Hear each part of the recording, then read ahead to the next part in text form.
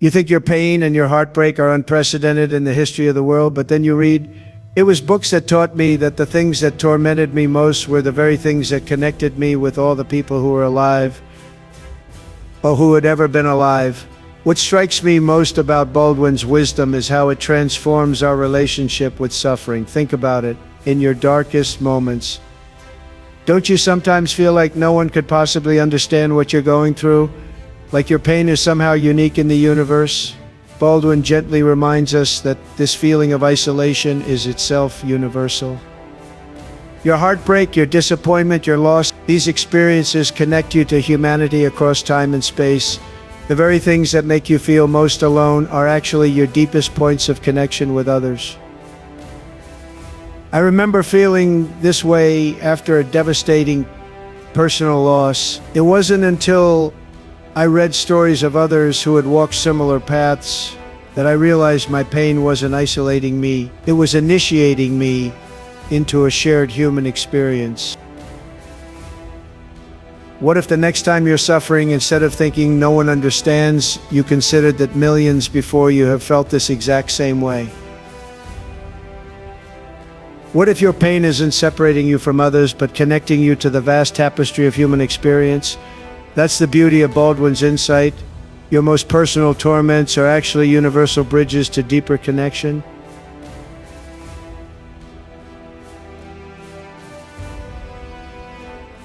Loneliness does not come from having no people around you, but from being unable to communicate the things that seem important to oneself, or from holding certain views which others find inadmissible. Jung absolutely nailed it here, folks. Tremendous insight. The best insight on loneliness, maybe ever. Have not we all experienced this? You can be surrounded by people at a party, in a meeting, even with family, and still feel profoundly alone, because it's not about physical presence, it's about being truly seen and understood. Jung's quote explains why you can feel lonely in a crowd but connected in a meaningful conversation with just one person. Real connection isn't about proximity, it's about the freedom to express your authentic self and have that self received without judgment. What parts of yourself do you keep hidden because you fear others would find them inadmissible? What would happen if you found spaces and relationships where those parts could be expressed and accepted? This is the path to overcoming the deepest form of loneliness. Not by surrounding yourself with more people, but by being more fully yourself with the people who matter. Some people, when they hear your story, contract. Others, upon hearing it, expand. And this is how you know. The simplicity of Wahid's words carries such profound truth. In just a few lines, she captures something essential about human connection. Have you noticed this? Share something vulnerable about yourself and watch closely. Some people physically pull back, their energy shifts, they change the subject, they contract. Others lean in, their eyes widen. They ask questions that show they want to understand more deeply. They expand. This reaction, this immediate, often unconscious response tells you everything about whether this person can hold space for your authentic self. I've experienced this countless times in my own life. When I've shared difficult experiences or unconventional views, I've watched people either step closer or step away. And Wahid is right. This is how you know. This is how you discern who can journey with you in your fullness and who cannot. The beauty is, once you recognize this pattern, you can be intentional about surrounding yourself with expanders, people who grow in understanding when they encounter your truth rather than shrinking from it. Who in your life expands when they hear your story, and what might change if you prioritize those relationships? The deeper the pain, the more helpless we feel against our problems, and the more entitlement we adopt to compensate for those problems. This entitlement plays out in one of two ways. I'm awesome, and the rest of you all suck.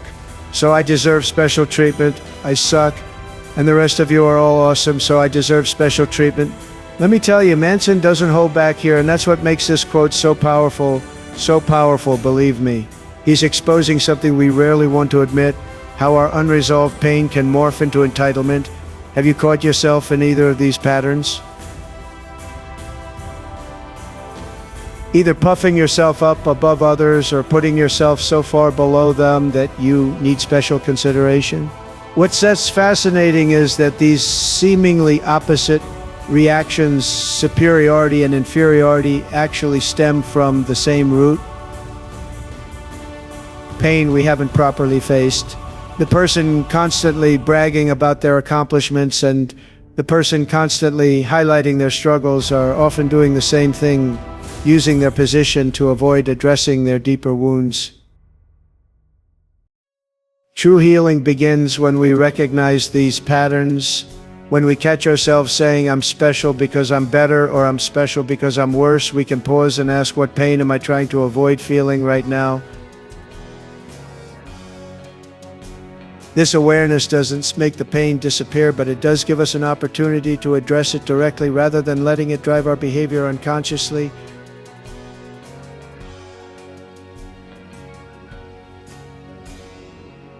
You often feel tired, not because you have done too much, but because you have done too little of what sparks a light in you. This quote, folks, it sibs tremendous. So many people come to me and say, "Why am I always tired?" And I tell them this quote explains it all. Den Hage's insight turns conventional wisdom on its head. We typically attribute tiredness to overexertion, too many tasks, too many responsibilities. But what if the real exhaustion comes from disconnection from purpose? Think about it. Have you ever noticed how you can spend hours doing something you love and feel energized, while a mere 30 minutes of soul-draining work leaves you completely depleted? Most of us have experienced days filled with obligations that leave us exhausted, contrasted with days of meaningful engagement that leave us tired but fulfilled. The difference isn't in the amount of energy expended, but in whether that energy was channeled towards something that matters to us. The question then becomes, how much of your daily life sparks that inner light? What percentage of your time is spent in activities that drain you versus activities that, even when challenging, somehow nourish you? What might shift if you began gradually increasing the time you spend doing things that ignite that spark within?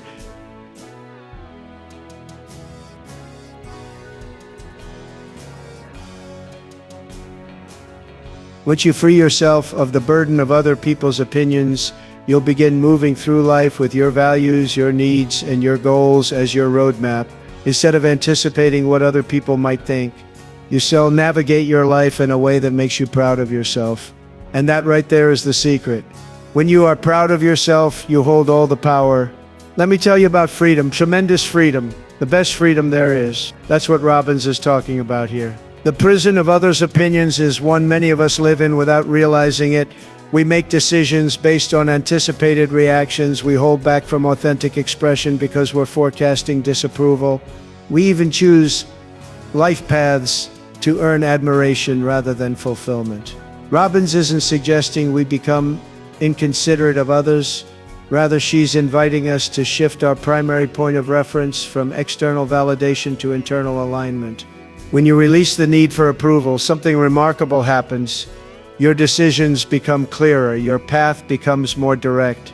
The mental energy previously spent managing others' perceptions becomes available for creating a life that genuinely reflects who you are. I have seen this transformation in my own life. The moments of my greatest empowerment have not come from others' praise, but from my own recognition that I've acted in integrity with my values, even when those actions weren't popular. What one decision might you make differently if you were concerned only with your own self-respect rather than others' opinions?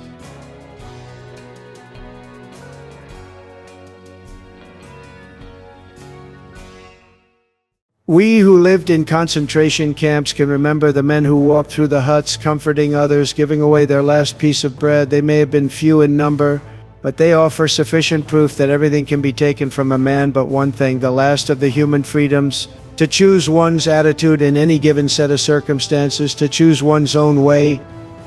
This quote, coming from Frankel's experience in Nazi concentration camps, carries immense weight. It's a powerful quote, very powerful. Many people are saying it's one of the most powerful quotes they've ever heard. What strikes me most is the radical freedom Frankl identifies, not a freedom from circumstances, but a freedom within circumstances. Even in the most extreme conditions of suffering and deprivation, he witnessed people who maintained their inner liberty to choose how they would respond. This is not toxic positivity, suggesting we simply think happy thoughts amid suffering. Rather, it's a profound recognition of an unassailable core of human dignity, our capacity to determine who we will be regardless of what happens to us. I am reminded of people I have known who faced devastating circumstances, serious illness, profound loss, unjust treatment, yet somehow maintained their humanity, their compassion, even their sense of purpose. These individuals were not denying their reality, they were transcending it through their chosen response. In your current challenges, what would it look like to exercise this essential freedom? Not to deny your difficulties, but to choose who you will be in relationship to them.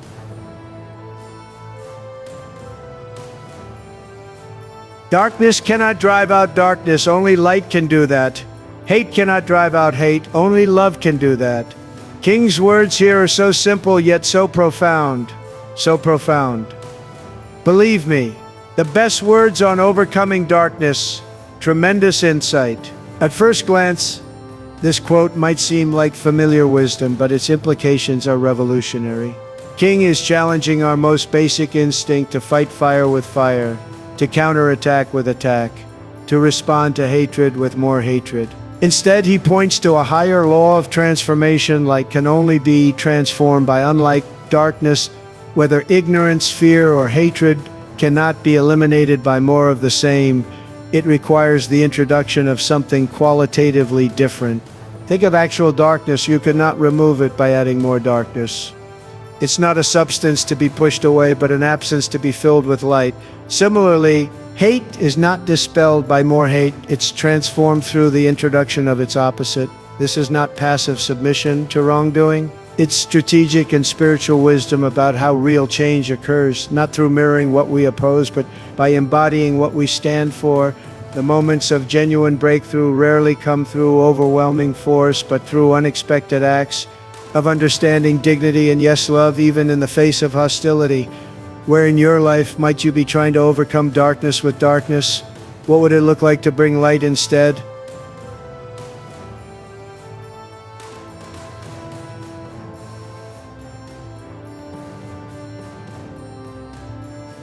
Success is not final, failure is not fatal, it is the courage to continue that counts.